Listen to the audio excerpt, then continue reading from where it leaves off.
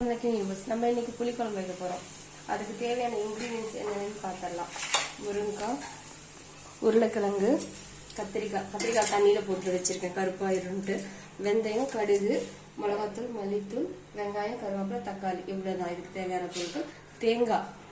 தேங்காய், பூண்டு, வெங்காயம் கட் பண்ணி வச்சிருக்கேன். இதை அரைச்சு பேஸ்டா ஊத்துறதுக்கு. இப்ப ஸ்டார்ட் பண்ணிக்கலாம். அடுப்பு வச்சாச்சு.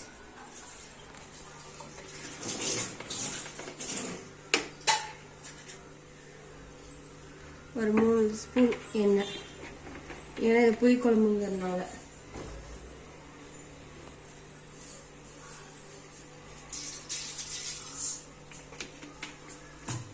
கடுகு, வெந்தயம், இது ரெண்டும் பொரிஞ்சு வரட்டும். பொரிஞ்சு வந்தோன்னே கருவேப்பிலை போட்டு அப்புறம் ஒவ்வொன்றா ப்ராசஸ் பண்ணணும். கடுகு,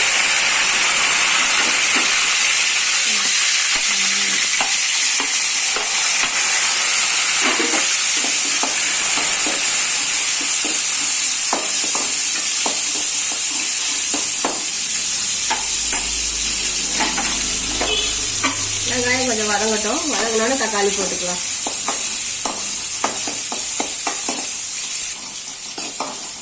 வெங்காயம் வதங்கிடுச்சு. இப்போ தக்காளி,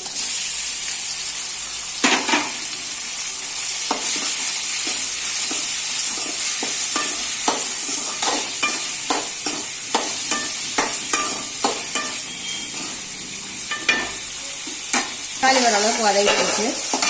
வதங்கினோட மல்லித்தூள், மிளகாத்தூள், மஞ்சத்தூள், இதெல்லாம் வெய்ய காலம் வரனால மிளகாத்தூள் கொஞ்சம் கம்மியாக போட்டுக்கிறது உடம்புக்கு நல்லது. இது ஒரு மசாலா ஒரு கொஞ்சம் வதங்கட்டும், ஏன்னா அது கலர் வர்ற அளவுக்கு பாருங்க. இப்போ தக்காளி கொஞ்சம் நல்லா வதங்கிடுச்சு. தோல் ஓரளவுக்கு வர்ற அளவுக்கு இந்த ஸ்டேஜில் காய போட்டுக்கலாம்.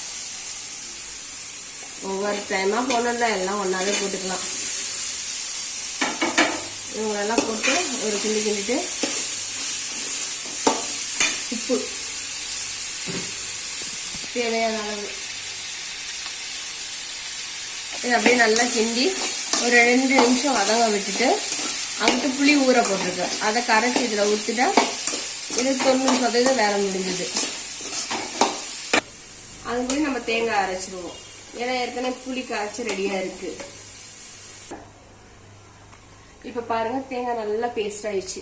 ஓகேவா? இந்த சமயம் இதை ஆஃப் பண்ணி எடுத்து கரைச்சி வச்சிருக்கோம். இப்ப எண்ணெய் பிரிஞ்சு வர அளவுக்கு வந்துருச்சு. இந்த சமயத்துல புளி தண்ணி ஊற்றிடலாம். இப்போ இதை புளி தண்ணி ஊற்றிட்டு கொஞ்சம் நல்லா கிண்டி விட்டீங்கன்னா கொஞ்சம் வேகும். இதோட பச்சை வாசம் போனதுக்கு அப்புறம் தேங்காவை அரைச்சி ஊற்றி பேஸ்ட்டை போட்டு ஒரு 5 நிமிஷம் கொதிச்சா போதும். புளிக்குழம்பு ரெடி. இப்போ காய் ஒரு 90% வெந்துருச்சு. இப்போ அவங்க கையில் அமுங்குற அளவுக்கு ஆயிடுச்சு. இந்த ஸ்டேஜில் இந்த தேங்காய் அரைச்சி வச்சிருக்க தேங்காவை போட்டுடலாம். போட்டுட்டு மிக்சி ஜாரில் இருக்க தேங்காவை கொஞ்சம் தண்ணி ஊற்றி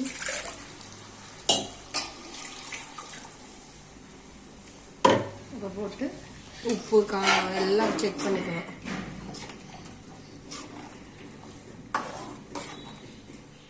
உங்களுக்கு குழம்பு எவ்வளோ திக்காக வேணும்னா ஓகே, இன்னும் கொஞ்சம் தண்ணி மாதிரி வேணும்னா கொஞ்சம் தண்ணி ஆட் பண்ணிக்கலாம்.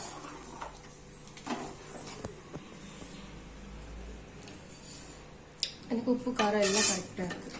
கொஞ்சம் தண்ணி மட்டும், ஏன்னா அந்த தேங்காய் குட்னஸ் அதிகமாகிடும். அதனால்